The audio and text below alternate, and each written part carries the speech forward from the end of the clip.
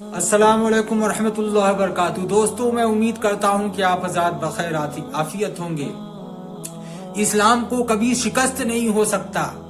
حقیقت یہ ہے کہ مسلمانوں کو شکست تو ہو سکتی ہے، لیکن اسلام کو کبھی شکست نہیں ہو سکتی۔ مسجدوں کے در و دیواروں کو اور گنبد و مینار کو تو شہید کیا جا سکتا ہے، لیکن دل کی دنیا میں، مسلمانوں کے دل میں جو ایمان کی تعمیر عمارت ہو چکی ہے، اسے کوئی گرا نہیں سکتا اور کوئی آگ اس کو جلا نہیں سکتی۔ دوستوں، بنو امیہ کے بعض لوگوں نے، بعض بادشاہوں نے کعبۃ اللہ شریف کو گرایا، ان کے در و دیوار کو گرا دیا، گلاف کو اور دروازوں کو نظر آتش کر دیا۔ کرامتہ کے لوگوں نے حجر اسود کو اٹھا کر لے کر چلے گئے، لیکن کیا ان سب چیزوں سے اسلام کے قدم رک گئے؟ نہیں، بلکہ اسلام آگے بڑھتا گیا، اسلام آگے بڑھتا گیا۔ دوستو، ہم مسلمانوں کو کسی بھی حوادث سے بزدل ہونے کی ضرورت نہیں اور اپنے آپ کو مایوس کرنے کی ضرورت نہیں۔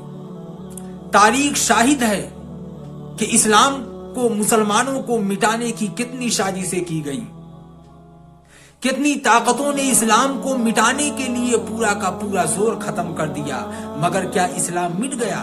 کیا مسلمان دنیا سے مٹ گئے؟ نہیں۔ دوستو، ہم مسلمان ہیں اور ہمارے لیے قرآن اور حدیث ایک ایسی چیز ہے جو ہمارے دل کو ہر وقت فرحت بخشتی ہے اور دل کو سکون دیتی ہے۔ اسی طرح کا اللہ کے نبی جناب رسول اللہ صلی اللہ علیہ وسلم کا ارشاد ہے کہ ایک دن ایسا آئے گا کہ ساری دنیا میں مسلمانوں کی، اسلام کی حکومت ہوگی۔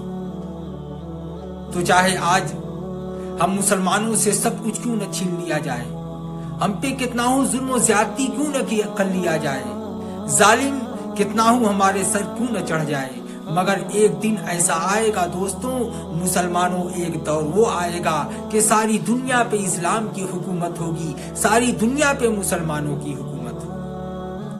پھر ہمیں کیوں بددل ہونا، پھر ہمیں کیوں مایوس ہونا؟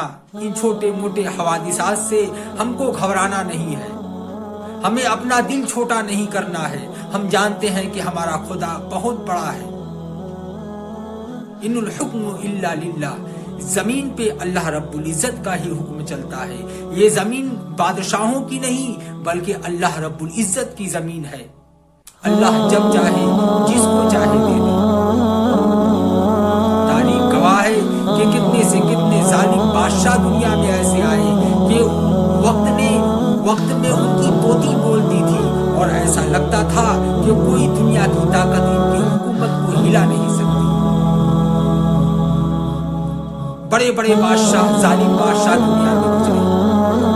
فرعون بادشاہ اتنا بڑا بادشاہ تھا کہ مصر کی ساری طاقتیں اس کے پاس تھی، اور ظلم اور زیادتی میں وہ شخص اتنا اندھا ہو گیا کہ تاریخوں میں آتا ہے کہ 70,000 نرینہ بچوں کا قتل عام، 70,000 معصوم بچوں کا، یہاں تک کہ جو بچے پیٹ میں ہوتے تھے، ماں کے پیٹ کو چیر کر اس بچے کو قتل کروانا تھا۔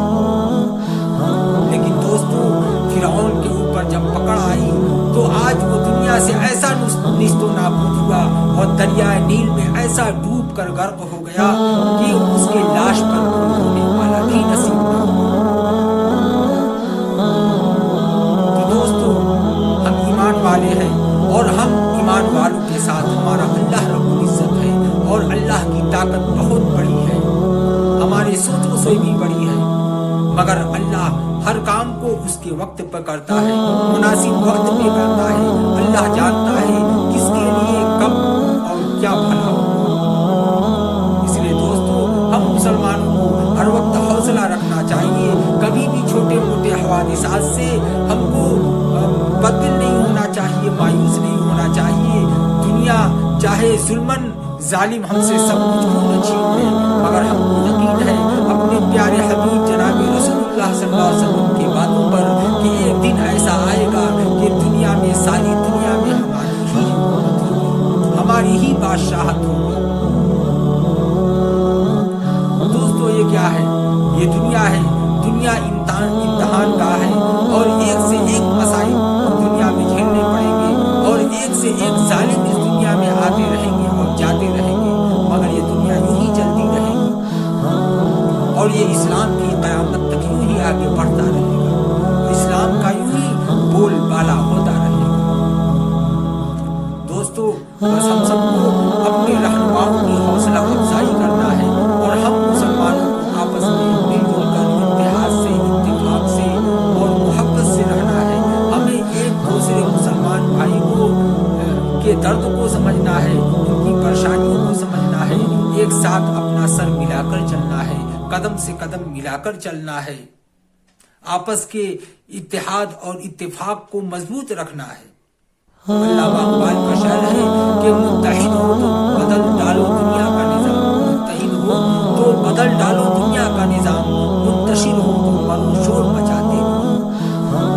دوستو، ہمارے کہنے کا مطلب یہ ہے کہ ہمیں کسی حوادثات سے، ظالم کے ظلم سے، کسی چیز کے چھن جانے سے ہمیں بددل اور مایوس نہیں ہونا ہے، بلکہ ہمیں اپنی آنکھیں کھول لینا ہے اور اپنے آپ کو بیدار کر لینا ہے۔